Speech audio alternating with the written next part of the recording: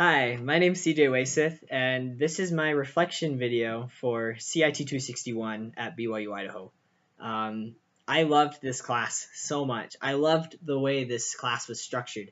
It's unlike any other class I've ever taken, and I thoroughly enjoyed how it was set up with the teams and learning in your teams and teaching each other and really putting the BYU-Idaho learning model into practice was amazing. I loved it so much. Um, Being able to go out and prepare myself and make sure that I'm learning my topic that I chose and decided to teach on with my team and making sure we're coordinating that.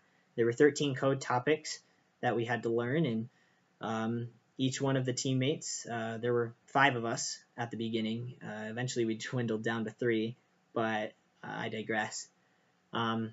We were each took on a different coding topic, and we all taught at least 3 different times on one of these specific code topics so that each one of us could learn from each other. And with the learning model, you prepare, you teach one another, and you ponder and prove. And we all would go out and prepare a lesson. We'd go out and prepare ourselves to teach on one of the code topics like HTML5 tags such as video, audio, and canvas. I went out, I learned, and I taught myself and had to prepare myself, and then I made a video teaching my teammates how to use these tags and how to utilize them in a typical website, and just showing them how they should be used. And then from that, we all would go on and we'd submit a fluency evaluation. And I loved that. You showed that you pondered and you proved and you made up your own like website to display these topics. And we made decisions, and we would talk, we would communicate. That's the biggest thing about making decisions and solving problems, is you just got to communicate with each other to help each other out.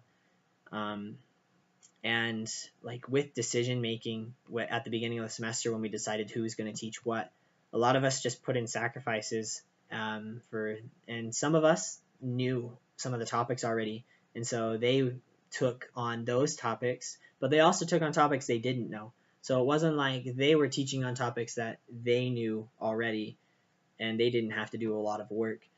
We all compromised because there were some topics I knew, but there were a lot that I didn't. And so I taught on like maybe one that I already knew, and then the other 4 that I taught on, or the other 3, I was just learning myself, trying to figure it out, and being able to prepare and teach them was awesome. With like what I've learned with problem solving and decision making, there's a lot of sacrifice and a lot of communication that goes into it. In one of my next classes, I know going forward, I'm going to be put on a team, and we have to come up with a phone application, and we have to work together to get it to work. And so it's going to be this class all over again. We're each going to have to be able to prepare ourselves and make sure we're taking responsibility for whatever we decide as a team to work on individually.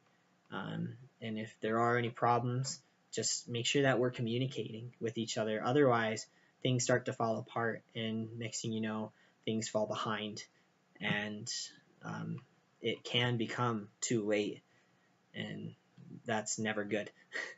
With team leadership, we never really like explicitly picked a leader. We just kind of had one person become the leader. That was not me. We kind of always had the same leader at the beginning when there were 5 of us on the team. But when it kind of dwindled down to 3, me and 2 other guys on the team, because the others stopped communicating with us and we weren't able to get in contact with them anymore. I found that we all were kind of leaders together. I would lead out on some things, and then my other teammate would lead out on something, and the other teammate would lead out on something else. And we all the 3 of us just worked together as a team, and we all led. And just with like stepping up into a leadership role, it's important to do so when the opportunity presents itself. Because if nobody takes the opportunity to lead, then nobody has anyone to follow, and nothing really gets done if you're just sliding along, going along for the ride. It's important that there is a leader and someone steps up into that leadership role so that there is someone guiding everyone to the final destination. And in this instance, it was trying to make sure that everyone understood the code topics enough to achieve a basic fluency so that we could all move on to the final project.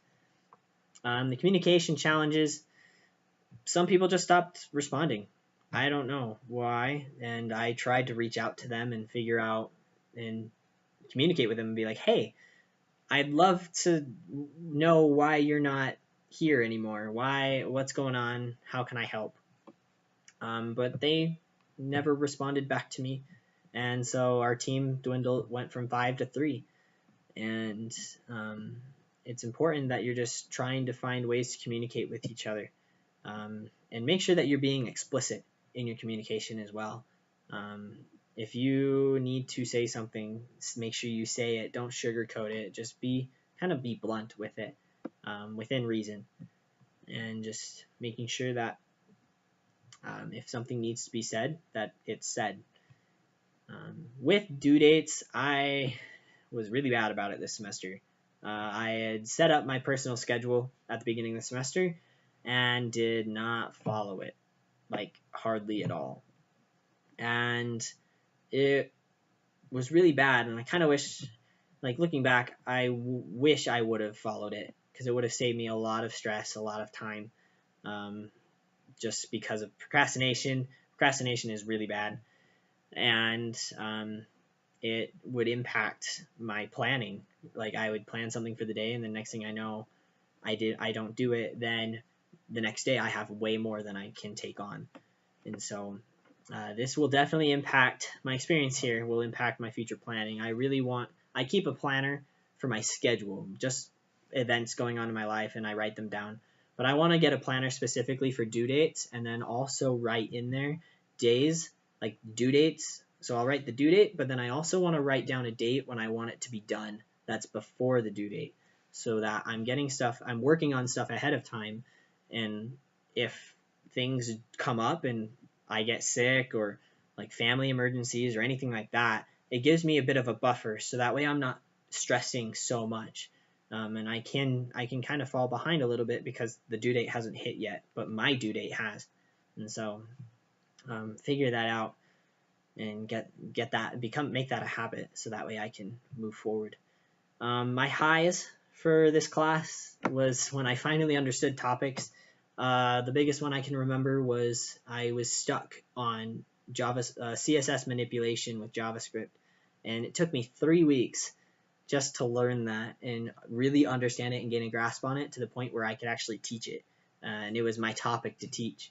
And I remember I felt so bad. I kept communicating with my team, and I'm like, I'm sorry guys, I'm letting you down. I don't understand this. And they were very supportive to help me make sure that I got through and wasn't just giving up on the topic. And eventually I finally understood it. And from then, knowing that I could get that topic down, I was able to have the confidence to get everything else done, and do it well and learn and grow from that. The low definitely was during that time where I didn't understand and I couldn't get it for the life of me, and just let my team down and not being able to fulfill the responsibility that we as a team decided that I would take on. That I just felt bad, and it was a hard time, and there was a lot of stress. Like October 13th, I wrote in my journal that this week for learning was horrible, because I hadn't been able to teach, and also that week my teammates that were supposed to teach didn't get videos up either, and so it was just kind of a stressful week. And eventually that was overcome, and I was able to get my video up, And not only that, I got the manipulation video up, but I also had to teach on another topic, and I got that up that same week as well. And I was just, that springboarded me forward. And with the learning model and just going forward into other classes, this class really changed my approach to learning. Typically, I like to learn alone. I don't like to work in groups. And that can be a good thing in some cases and can be a bad thing in some cases. And this class really taught me the importance of a team and making sure that we're all working together, and really put the learning model into perspective for me, because a lot of classes, I don't feel like they really show or put the learning model into practice as well as this class did. Because this class is solely like teaching one another, and I love that. And if we had questions, our professor would help us and give us direction. But for the most part, it was us researching and finding out new information so that we could teach one another and be successful together.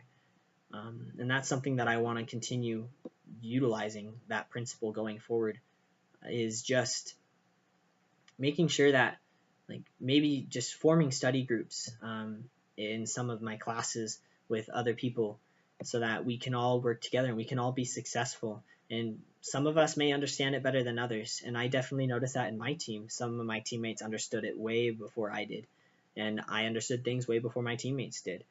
And just by that, we can all work together, and as a collective unit, we can all succeed and we can all make it.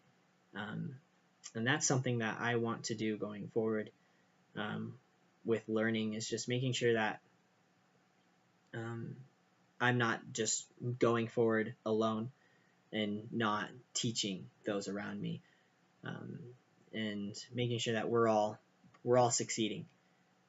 And I know that as I do that, I will learn more because I'm learning from my peers, and I will be able to help others learn more as well, and we'll all be successful.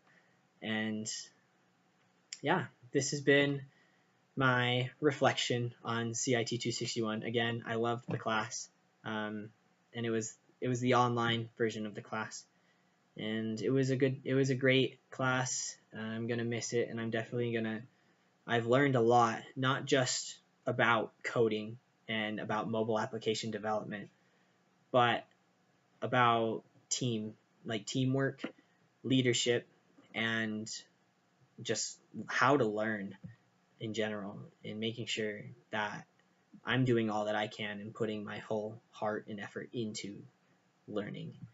And this has been